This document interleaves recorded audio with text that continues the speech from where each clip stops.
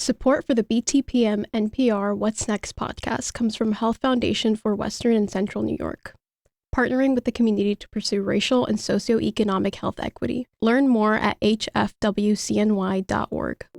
From Buffalo Toronto Public Media, this is What's Next, an hour dedicated to amplifying the voices of marginalized and underrepresented communities across Western New York and Southern Ontario.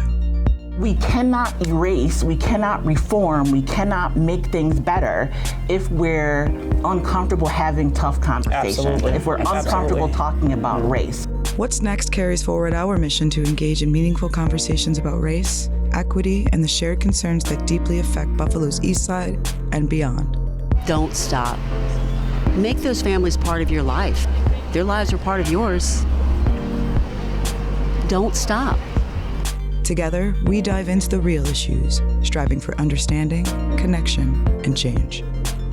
In the suburban area, everywhere, we must work and teach our children. The following episode contains sensitive content, including discussion of human trafficking, exploitation, and trauma. This material may be distressing for some listeners. Listener discretion is advised. This is What's Next on Buffalo Toronto Public Media, NPR. My name is Jay Moran. Today, we're welcoming back a familiar guest, Kelly Diane Galloway, President and Founding Director of the Project Mona's House. Welcome back. Thank you for having me back. It is great to have you back because you deal with some really, obviously one of the really difficult issues, and we're talking about missing women, human trafficking. At the same time, you bring also a spirit of can-do to this airwave that we really do enjoy. So let's just get into some of the things. Let's just go back for a second. Okay. Project Mona's House. I'm jumping too far ahead. That's the problem with being too familiar with each other. But Project Mona's House, this is something that you came across, that you developed over the years, but let's go back to its actual origins. This is from a trip that you took back when you were a student. Mm-hmm. Well, around the Syrian refugee crisis, I had done some internship work with an organization called A21, ran by a dynamic couple, Nick and Christine Kane. And that led me to Thessaloniki, Greece. Right. And so while I was there, I met a woman from the Dominican Republic named Ramona. And she literally changed and transformed my life. She was answering a legit job ad to work as a housekeeper in Turkey. When she got there, obviously, there was no housekeeping job. They tried to force her to work in a brothel. After she refused, beat her up, put her out on the street. And obviously, her number one issue was a language barrier. She only spoke Spanish. And so, again, since the borders were open, it was so many people traveling through Turkey into other European countries. And so she ended up meeting somebody that spoke Spanish and told her if she got on a boat that she would be able to maybe get to Spain. However, she was intercepted by Greek police and put into a refugee camp. A21 did a lot of work in refugee camps. I got to volunteer a couple times, but that wasn't my assignment. My assignment was to work in the shelter that they had. But she was a victim of human trafficking. And because they provided that training to refugee camp workers, they were able to easily identify her because she didn't speak Arabic, Kurdish, Turkish, any language that individuals who should be in that camp. And so she was sent to that shelter. I was the only Spanish speaker there at that time. And so we developed a relationship, just me, her, and another girl that was also from Dominican Republic. But Ramona and I developed a friendship and a sisterhood. I mean, we're still friends today. Oh, is that right? Yeah. How is Ramona? Right now, she is still in Greece. Oh, okay. She's too afraid to go back to the Dominican Republic because she feels like she might lose her life. At that time, she was a mom, and she is still a mom and a wife. Her husband has since moved on because she's been gone so long. And the pandemic really put a damper on things because in 2020, she was supposed to be able to get her European passport. So when you're like an asylum seeker, you have to go check in every Friday at the police station. And, she was doing all those things, but then the pandemic happened and really postponed things. So she's been taking Greek classes so she can speak Greek. She still can't speak a lot of English, and she's just working there for a family that is a Greek man married to a Dominican woman. And so her goal is to still get into Spain and be reunited with her children. You said that she transformed your life, and you can tell that you have a lot of feelings toward her. But can you take us through that sense? I mean, obviously you were in Greece to help out as it was first and foremost. So you already had that kind of spirit about you for sure. And I applaud you for that. But then to have somebody who actually took you to maybe another place, a deeper level. Yeah, because I'm not going to lie to you. Prior to that, I was already traveling all over the world, serving in different orphanages, schools, building places mainly for children. So my experience in Greece was the first time I was actually serving women, adult women who were victims of human trafficking. And honestly, when I was in Greece, it was a culture shock. But when I was being interviewed for the internship, they told me about the culture shock. I underestimated what that was like. They literally said, like, hey, Kelly, like, you're going to experience racism here. Are you going to be okay with that? And I'm like, oh, yeah, I live in the United States. Like, that's fine. But actually, I had never experienced what I experienced there. And so a lot of the women that were in that shelter were brown women from all around the world, because Greece is a destination country. So a lot of times people are trafficked into that place. And then a lot of the other interns were like in their early 20s. I was like, I think I turned 31 while I was there. Yeah. And so I was like one of the oldest interns, and I was really kind of feeling lonely. And I hadn't been back home in almost a year from my other travels around the world. And so Ramona and I, we were both a little bit older. She was older, a lot older than some of the other girls that were in the house. We had some similarities. And like I said, we just developed a friendship. Like, she was always up early in the morning drinking coffee. And so we got to talk. And my Spanish wasn't that strong, but she helped me out a lot. You know what I'm saying? So, and I was like, well, I'll teach you Spanish and you teach me, you teach me Spanish and I'll teach you English. And so we kind of did that for a little while. And then you had to monitor their conversations, like if they talked to their families and stuff like that. And because she was a wife talking to her husband who had no education on what human trafficking was, he interpreted her not being there, because they agreed that she could go work in that job. And unfortunately, the money that they thought that she was going to be able to earn and send back home, it didn't happen. And so he thought that she just left him. And so literally they were only supposed to talk to their family 3 times a week for 10 minutes a day. But I just let her talk until she was done talking, because, again, she had like small children and a husband that every single time she had a conversation with him, she had to re-explain what's happening. And so she would be in there crying. And then when she would hang up the phone, she would wipe her face, and then she'll go out there and everybody think everything is normal. So just even those moments, I think, is what helped us develop a friendship and a sisterhood that we still experience, that we still have today. So the way you're describing Ramona's situation, she left the Dominican Republic with the idea that she was going to be able to make money for her family, to change. Yeah, just one. She was going to work 1 year, earn $15,000, and open a tuk-tuk or auto, like it's a taxi business where it has like 1 wheel in the front and 2 wheels in the back. Sure. And so depending on the country, it just has a different name. And so that was going to be able to hopefully end the cycle of generational poverty for her family.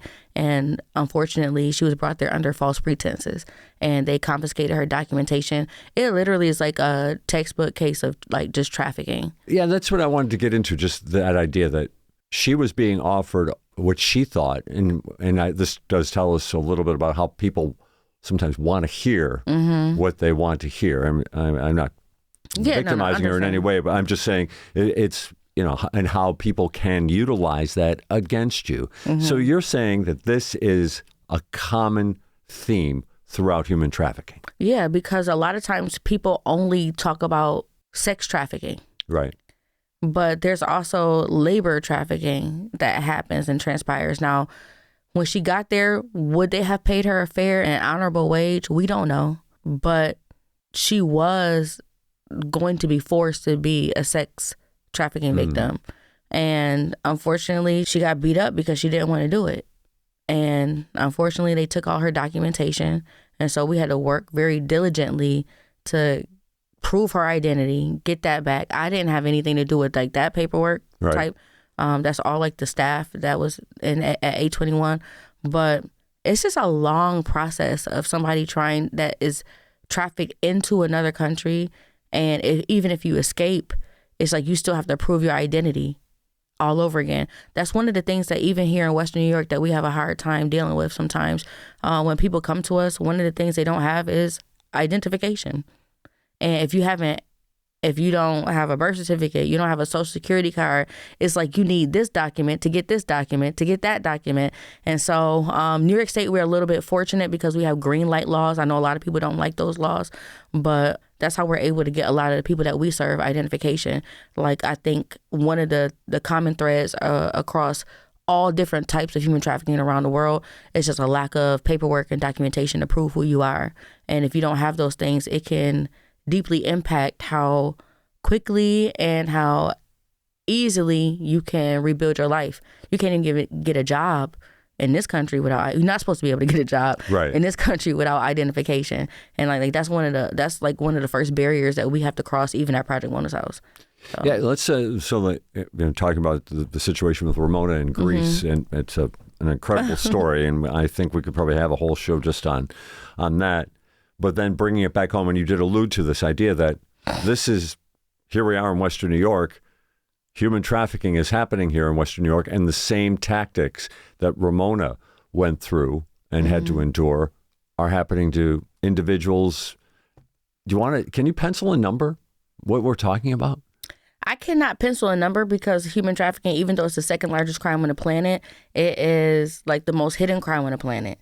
And so I think that's why it continues to like thrive in the shadows. But as far as like individuals not having ID, one thing we can say is like, as far as like people moving into Project Mona's house, I think since we welcomed our first resident in December of 2018, I think that we probably only had 2 people ever move in that had all their documentation. Oh my. 2. Wow.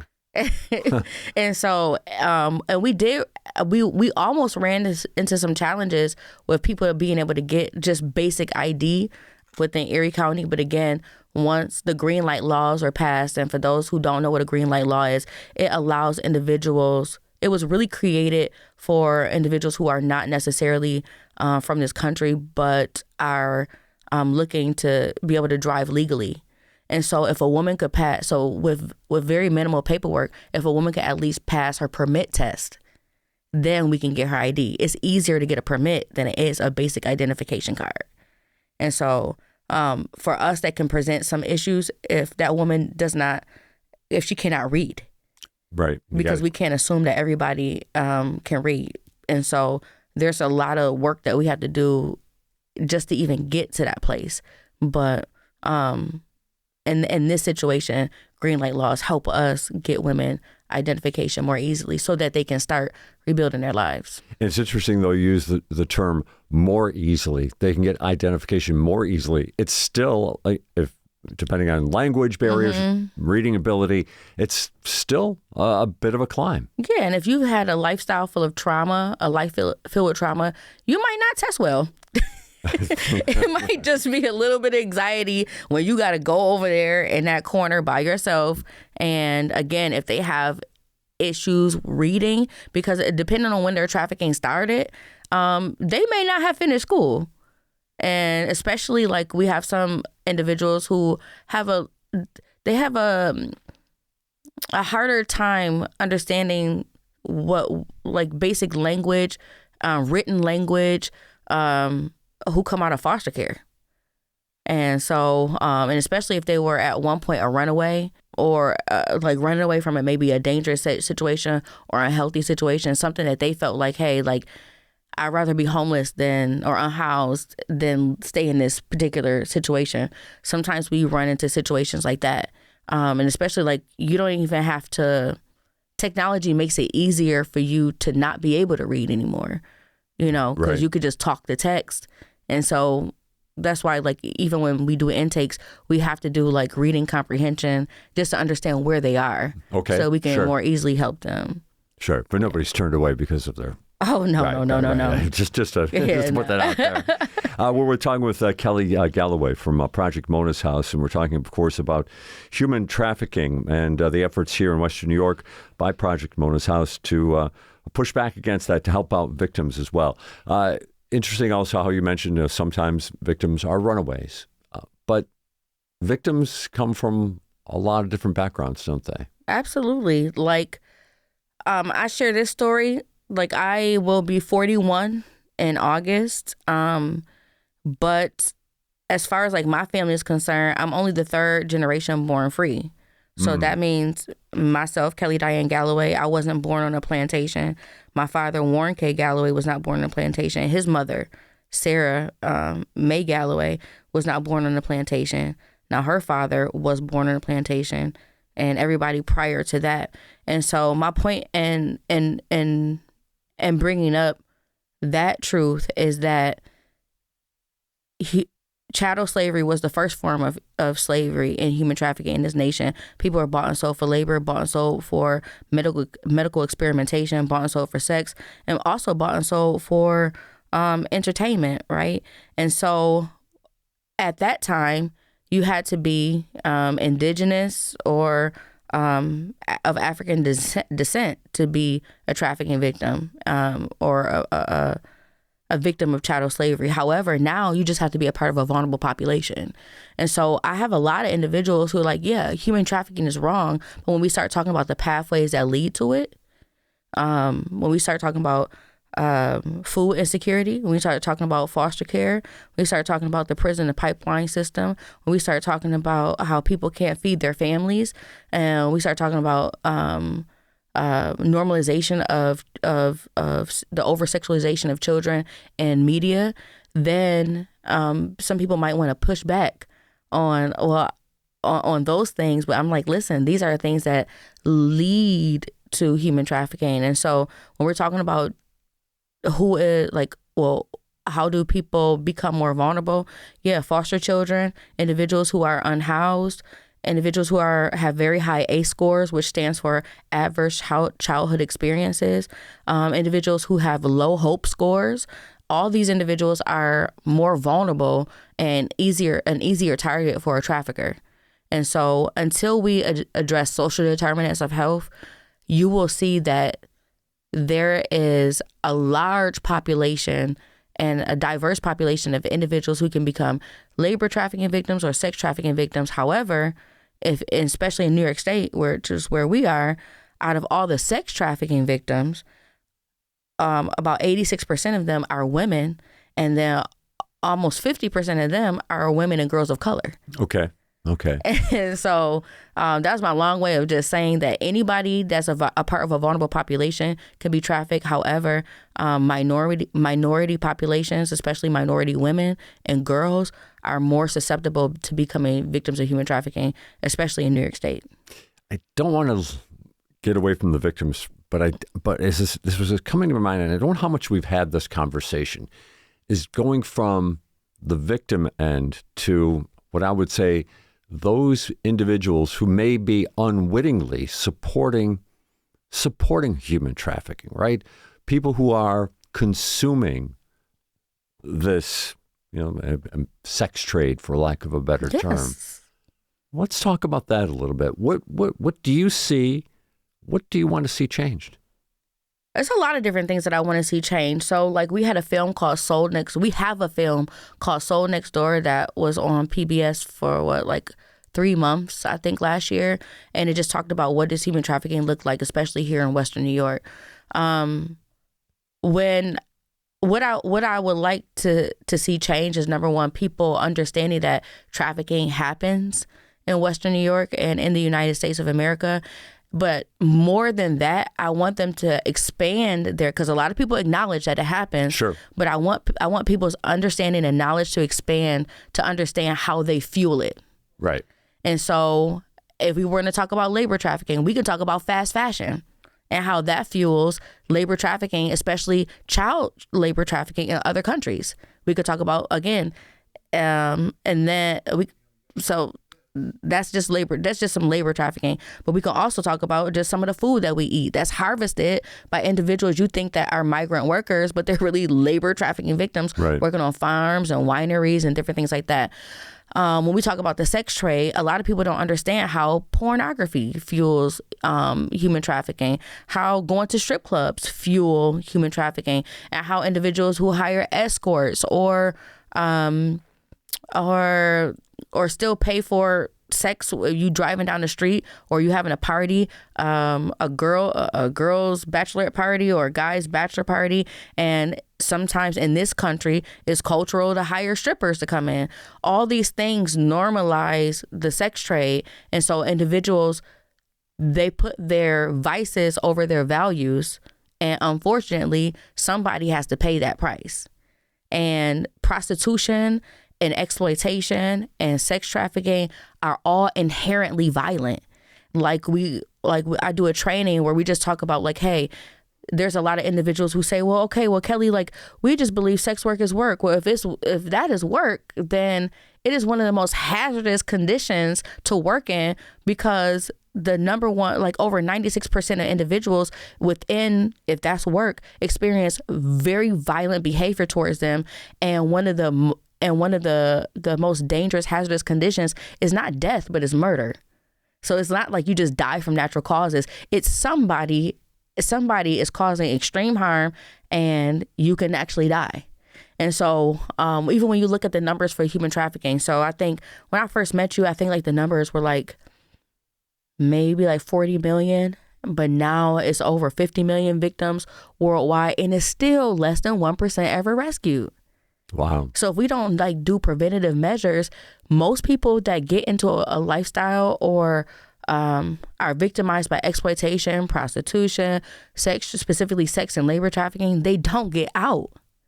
They don't get out. They don't have, at my gala, I might share some success stories, and you might hear a woman talk about how she came in as a victim, was transformed into a survivor, but now she's on her way out the door as an overcomer. That is not most cases.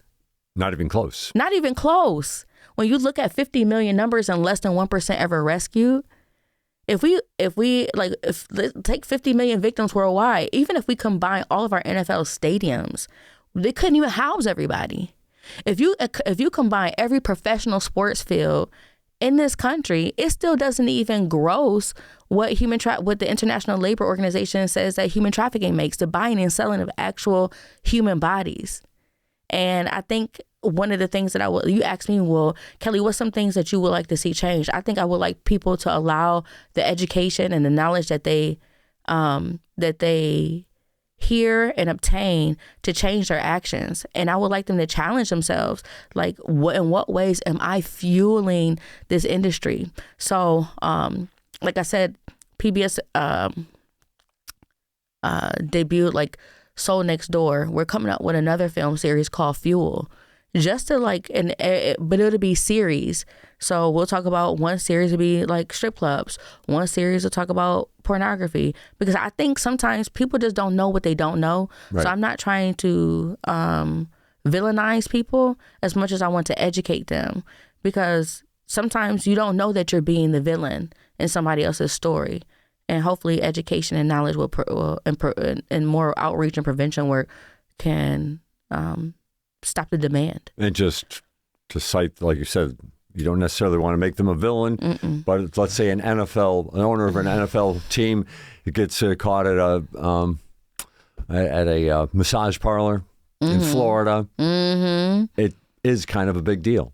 It is a big deal because heavy is the head that wears the crown. You're in a position of leadership, probably a celebrity, and there's just some things where the public is expecting you to know. And I mean, going to a massage parlor and getting something that starts with happy and it is not ethical or moral behavior. Like, it's against the law. So like, right. but the larger thing, and back to our point here, is more than likely, that person who is performing that service may have been a victim or is a victim of human trafficking. Yeah. So there was a story, I think in Florida or Georgia, where a young man went on a killing spree with women that were working in massage parlors, and immediately the media started calling it hate crime because he was a white gentleman. But for those of us who are in this anti-trafficking work, we already knew what it was. She was a sex trafficking victim, and he probably felt guilty, or not felt guilty, or he found out what they were doing. And then when he was questioned by the police, his answer was, oh, I wanted to kill my temptation, because he was a patron. He was an abuser. He was an exploiter. So like a lot of times those individuals, especially at those massage parlors, we have massage parlors busted here in Western New York, all of 2024 and 2025. Sure. Yeah, and then we just had a DEA agent go down for human trafficking at a local strip club. These things are closer than we think. We had I think an officer in Lancaster in the last 2 years arrested for, I believe, trafficking his wife, and Lord knows who else. And so again, not to just pinpoint these stories, but I do want people to understand this stuff is a lot closer than what we think. And so preventative measures are necessary. Legislation that protects victims is necessary.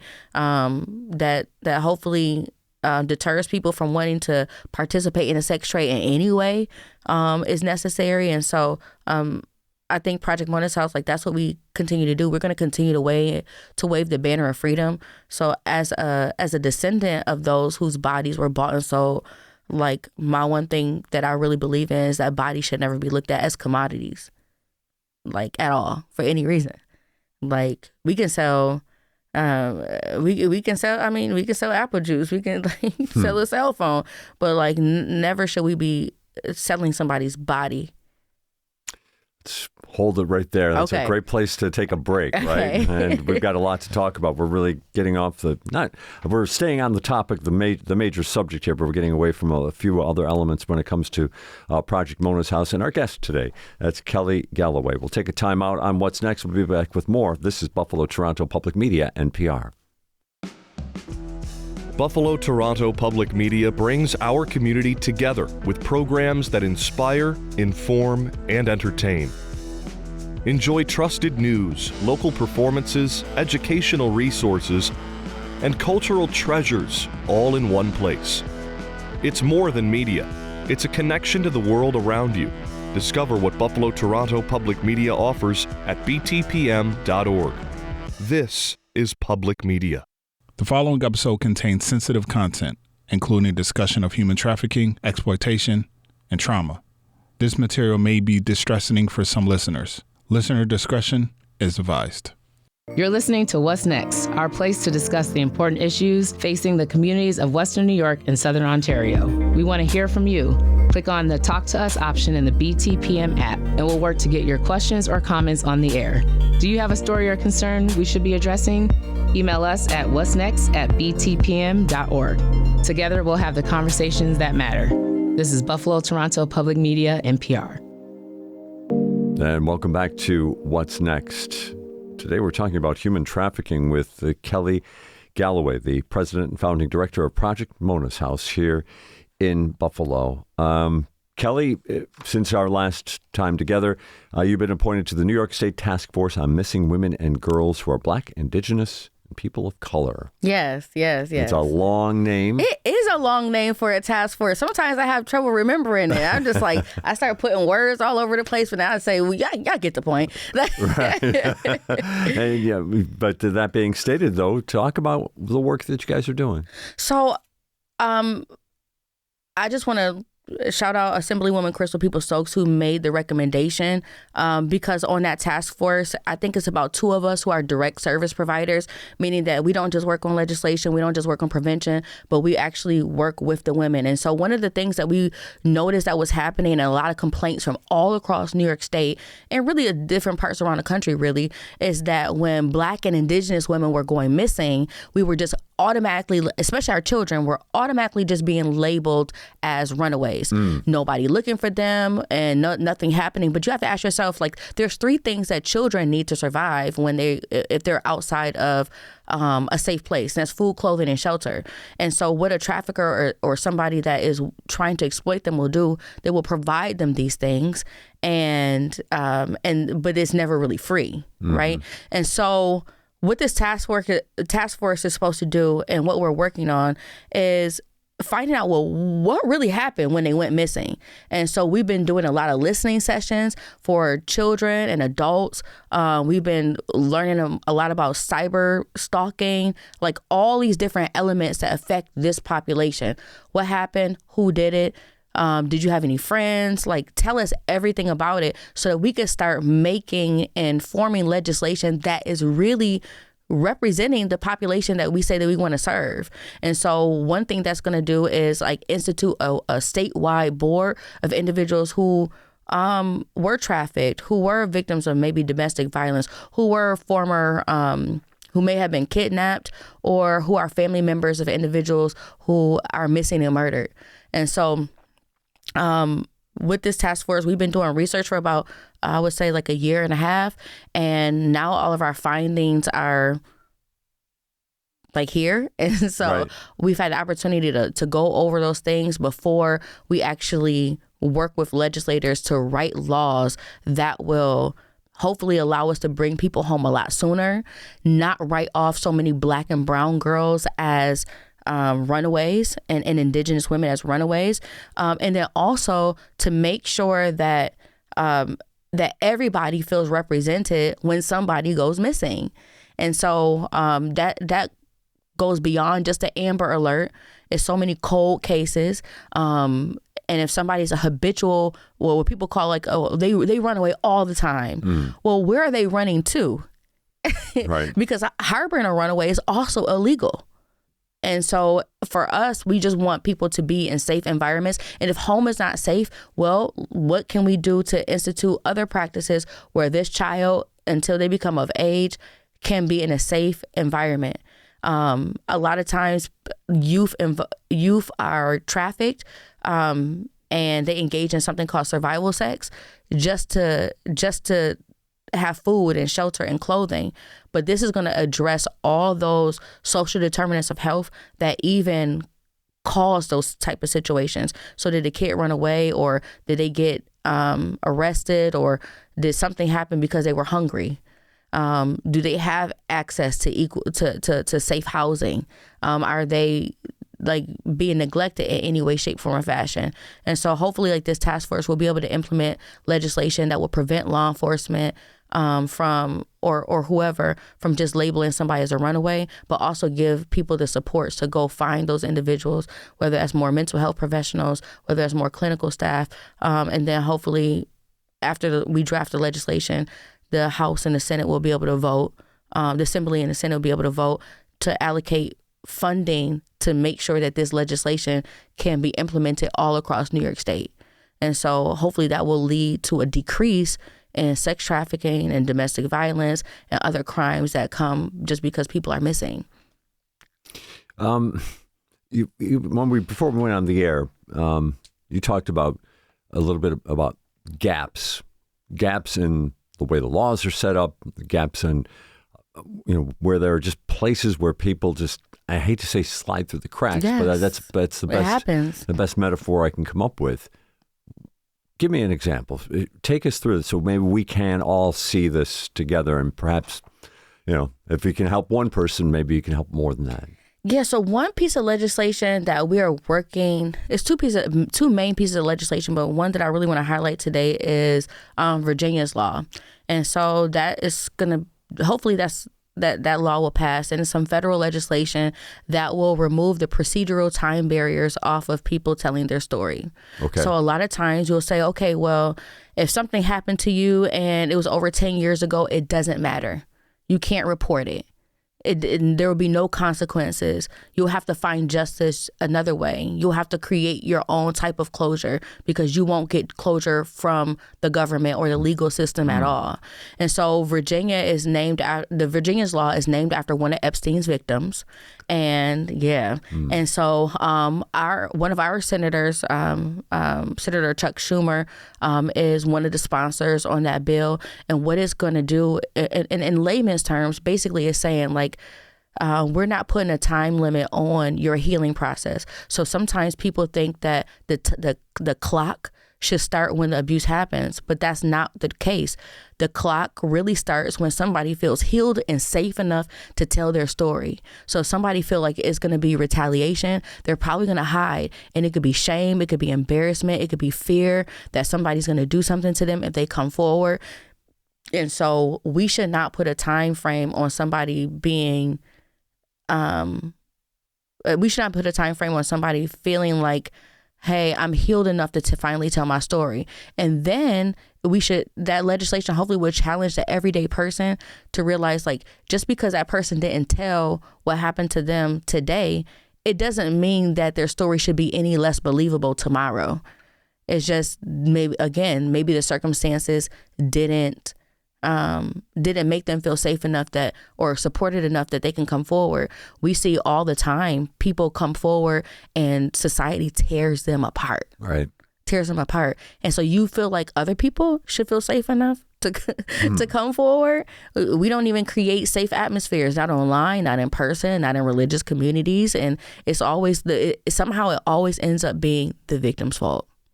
You mentioned that Virginia's law is named after a victim of Jeffrey Epstein. So I keep on jumping off on little tangents here with you, but you handle it and you find a way to really bring it into light here.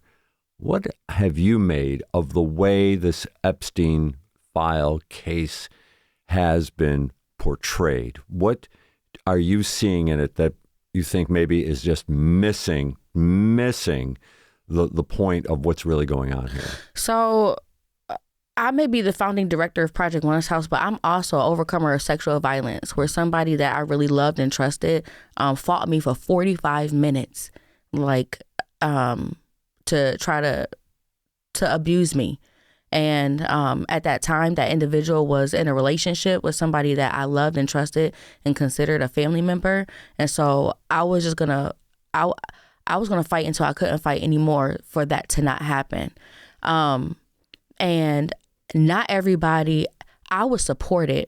When I finally, it took me a week to tell anybody that happened to me because I felt embarrassed, I felt ashamed, and I felt like somehow that person would make it seem like it was my fault, even though it was my house.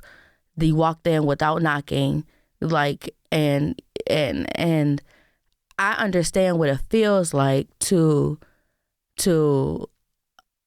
maybe potentially have that fleeting thought that somebody's not going to believe me because this is so unbelievable.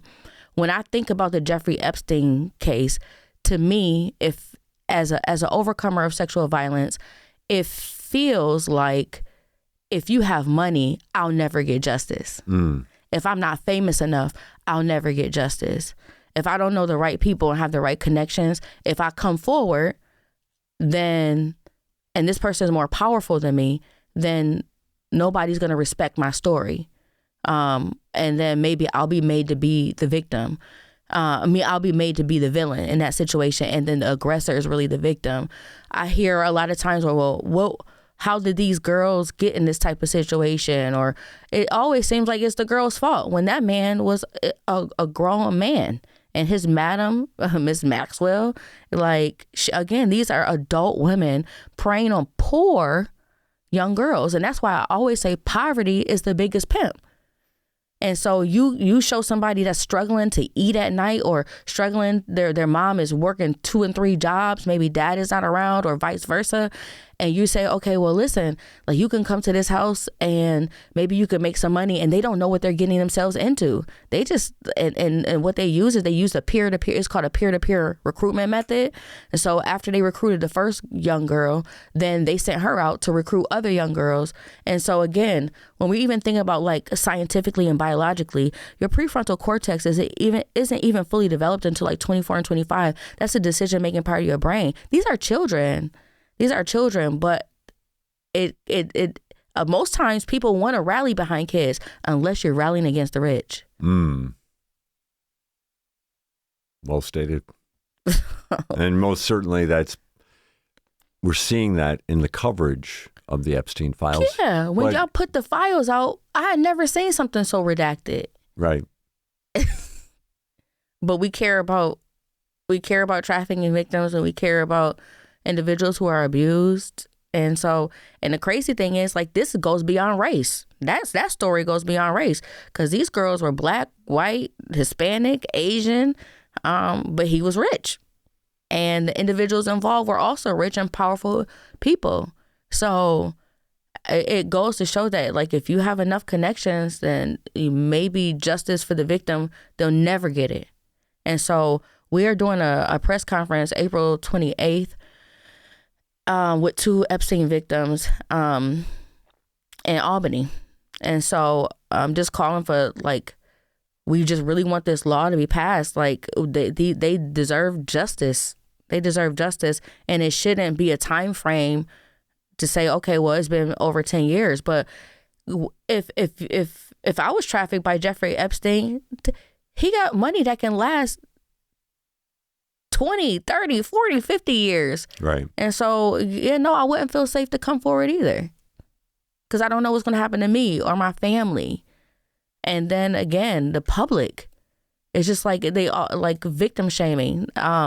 April 29th in the United, not just in the United States, but all over the world, is Denim Day. Have you ever heard of Denim Day? No. So Denim Day is a day where people stand in solidarity for individuals who were victims of sexual violence. It comes from a story in the French Parliament where a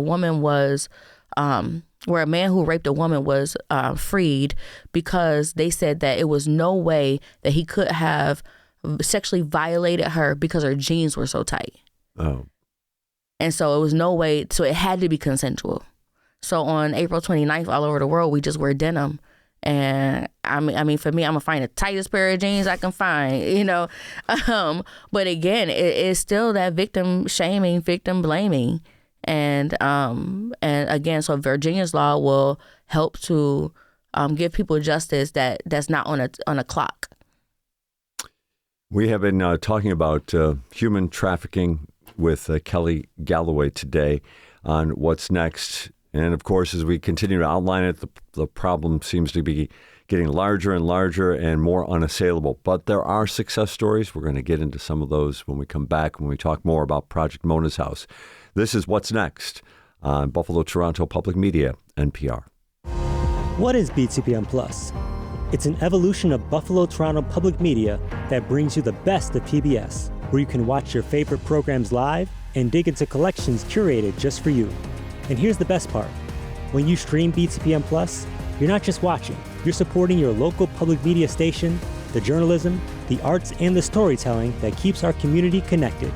Visit btpm.org/plus today. Stream smarter, stream local. Looking for stories and conversations that matter? Buffalo Toronto Public Media delivers trusted journalism, inspiring arts, educational resources, and programs for the whole family at btpm.org. This is public media. The following episode contains sensitive content, including discussion of human trafficking, exploitation, and trauma. This material may be distressing for some listeners. Listener discretion is advised. You're listening to What's Next, our place to discuss the important issues facing the communities of Western New York and Southern Ontario. We want to hear from you. Click on the Talk to Us option in the BTPM app, and we'll work to get your questions or comments on the air. Do you have a story or concern we should be addressing? Email us at what'snext@btpm.org. Together, we'll have the conversations that matter. This is Buffalo Toronto Public Media, NPR. And thank you very much for joining us today on What's Next. My name is Jay Moran. Very privileged to have with us once again Kelly Galloway, President and Founding Director of Project Mona's House here in Buffalo. We've been talking about human trafficking throughout this program and getting into a lot of elements. And I appreciate Kelly, taking us on this journey and educating us. And at the same time, I can't imagine there's anybody who's been listening that hasn't been totally absorbed in what we've been talking about here, because this is a very human story about some very inhumane activity, for sure. But at the same time, there are successes. And one of them, those successes are being seen at Project Mona's House. Mm-hmm. You have a residential program that is finding success. Explain. Well, Project Wellness House, I always say, is Western New York's first and only restoration, right now only restoration home specifically for women who have been victims of human trafficking and exploitation. And so that an exploitation means that maybe they didn't necessarily have a trafficker, but they had an exploiter, somebody that was paying for sex, and they're exiting prostitution, which is inherently violent. And so we are a 2-year residential support program for women who are enrolled in what we call the Overcomer Academy. And so that's like a 3-month program where we pay people $300 just to go through it. Workforce development, entrepreneurial endeavors, mental health, counseling, emotions, and a plethora of other subjects that are covered inside what we call the Free Them Center, named after my Free Them Walk, where I walked 902 miles on the Underground Railroad to raise awareness about human trafficking. And when people are talking about like our residential support program, we always let people know it's not a shelter. It is a program. Like if you go to UB, you stay in the dorms, right? And so, well, some people. And so if you're in the Overcomer Academy and you're in need of more stability, like according to like Maslow's hierarchy of needs, in order for somebody to really rebuild, they need some stability. So they can, if they qualify, they can move into Project Wellness House. And after 2 years or sometimes 2.5 years, we always say, like, when people are like, well, Kelly, what makes Project Wellness House different than other programs? It's a lot of things, but this is one question in particular. Where do they go when they leave? Sure. And the question for us is over 90% of our graduates, they move into homes that they own. So we utilize first-time homeowner programs. We have what we call a journey plan, which is to other people who might be in like my field of work. For them, that's called an individualized treatment plan. But we literally write out their life for like 2 years and where they should be, benchmarks, how you save. And so like we help them save their money for them. And so we want women when they graduate to at least have a $670 to $700 credit score, $10,000 in a savings account, $2,000 in a checking account, little to no debt, and a car that's paid off cash. And so we have great partners in Western New York that allow us to we can pay like they are saving their money and paying like $8,000 to $9,000 for a car, and they do all the fixing and everything for as long as they're in our program. Wow. Yeah, and that's like a relationship we recently got within like the last 12 months, and so we're really grateful for them. Would you like to give props to someone or not? It's up to you. I'll let you. You're the founder and president. Yeah, that's fine. That's fine. That's fine. We'll move on from that. But I just wanted to offer that opportunity there because it does sound like it's so tremendous.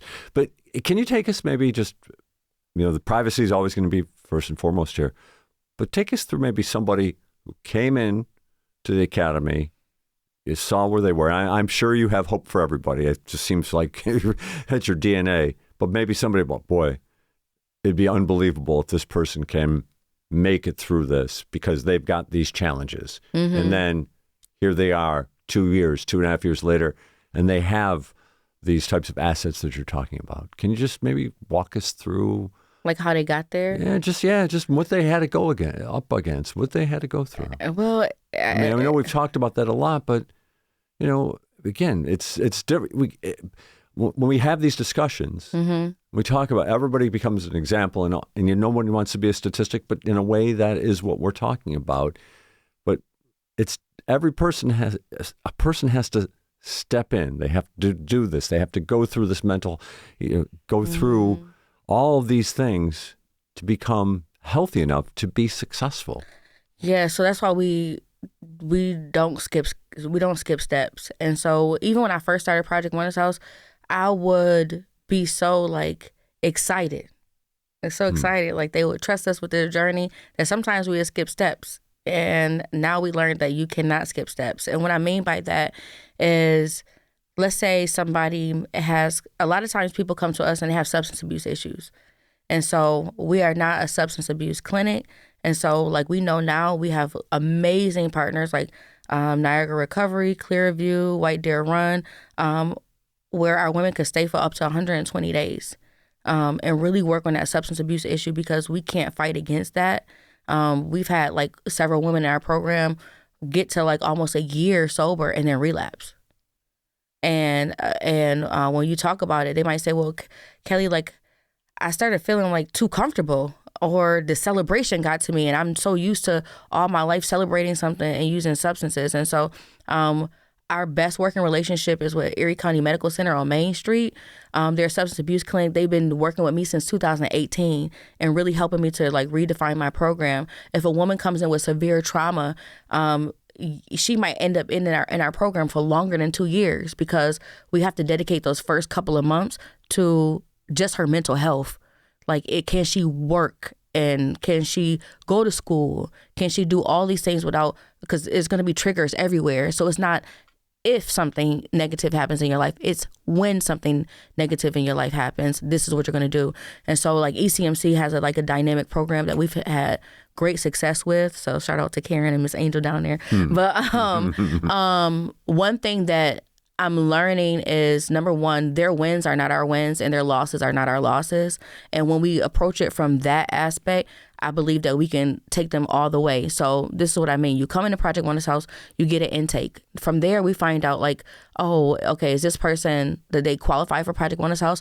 Because if you're in the Freedom Center, you just have to be a part of a vulnerable population. Okay. You don't have to be a trafficking victim. But if you're a part of a vulnerable population that can lead to trafficking, then we try to intercept that. And so they can become a part of Overcomer Academy. But if they have a history of trafficking or exploitation, then they can go through another process where they are they go through a mental psychological evaluation to see if Project Wonders House and a communal living space will be good for you, because it's not good for everybody. And if we realize like, oh man, they really need housing, but they might not be a good fit, we work at a dynamic program that is called the Safe House Project, and they can match people in any of the 50 states. Yeah, and so based upon your interests and your preferences and things like that. But once a woman comes in and she stabilizes, that means she makes it through our it's called the 90-day phase-in program. Once she makes it through that, then she probably will start seeking employment. She probably has finished Overcomer Academy, and now she has some of the tools. They still have to go to counseling, once a week for the remainder of their time within Project Wonders House. And depending on the level of trauma, whether a substance abuse is there, they still do outpatient. But if no substance abuse, just mental health. And then they get to start saving their money, and they have their one-on-ones with their journey coaches. We assign all of them mentors. They have a community, a faith community. They have they are active like in community service. So we do a lot of work with the Community Fridge, Every Bottom Covered, 8 Days of Hope, and just like community cleanups. And so we try to get them also civically engaged so that they understand, like, listen, there's going to be a point where you're going to be a contributing and functioning member of society. You need to understand the power of your vote, and your vote is your voice. And so we do that as well. And then I think from there is just they do life. We just do life with them. So after those first 90 days and where they go through Overcomer Academy, now we're just family. We're traveling together. We're eating. We're cooking together. We're planting flowers. Like we have this one lady, her name is Maggie. She's coming over to like help us build out a garden. We've never grown our own food before, but we want to do that now. And, so I think it's Project Wonders House. The one thing that I think that we do well is that we do life with people well. We just do people well. And so it's not a judgmental space, but again, it is challenging. It is not an easy program to go through. It's not an easy program to go through, but if you make it through those 2 years, it's going to be great. Well worthwhile. And, our conversation goes fast. So our time is running short. Okay. How can people support Project Wonders House? The first thing I always want to do, education is the first form of prevention. Every single month, we offer a free human trafficking one-on-one training. You can either do the 1 hour one or the intensive for 4 hours, which the 4 hour one is taught by me. Secondly, you could partner in a way that is meaningful, where maybe you don't have the money, but you have the time.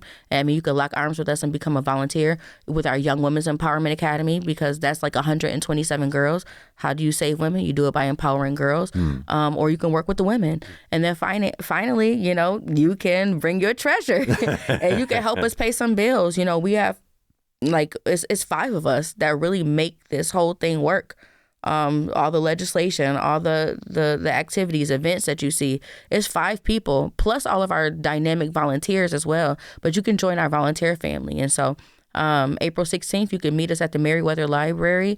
That's our all hands meeting. If you want to learn more about Project Mona's House, experience our all hands meeting.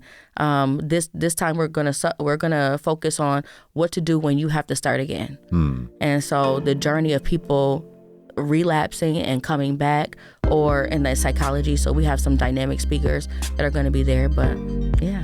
And they can find it all online at Project Mona's House. Yep, www.projectmonas, and that's MONAS house.com, www.projectmonashouse.com.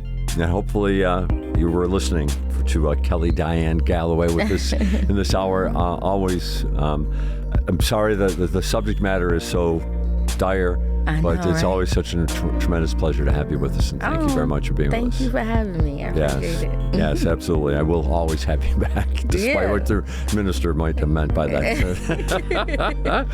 Project Mona's House. The president and founding director is Kelly Diane Galloway. She has been our guest on What's Next. This is What's Next on Buffalo Toronto Public Media, NPR.